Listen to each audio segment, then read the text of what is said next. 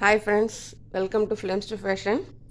இன்றைக்கி கவி ஸ்டிச்சிங்கில் நீங்கள் பார்க்க போகிறது இந்த ப்ளவுஸ் டிசைன் தான். அதாவது இது ஆல்ரெடி ஸ்டிச்சுடு ப்ளவுஸ். இது இந்த புடவை வந்து ஆக்சுவலி எங்கள் அம்மா புடவை. எப்பயுமே நான் ப்ளவுஸ் டிசைன் போடும்போது சாரியும் சேர்த்து போடுவேன். இன்றைக்கி நான் போடாத காரணம் என்ன அப்படின்னாக்கா, நான் இன்னும் இந்த ப்ளவுஸ் டிசைன் முடிக்கலை.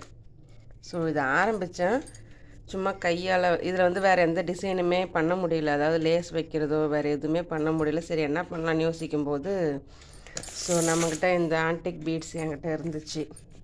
ஸோ இதை வச்சு இந்த டிசைன் நம்ம ட்ரை பண்ணலாம் அப்படின்னு சொல்லிட்டு ட்ரை பண்ணது தான் இந்த டிசைன் உங்களுக்கு. ஸோ இது வந்து இதுக்குன்னு தனி டைம் எடுத்து நான் பண்ணுறதில்ல. ஸோ டைம் கிடைக்கிறப்ப பண்ணேன். இது வரைக்கும் வந்துருக்கு. இதை பாருங்கள், ஃப்ரண்ட் இது வரைக்கும் தான் பண்ணியிருக்கிறேன், இன்னும் கம்ப்ளீட் பண்ணி முடிக்கல.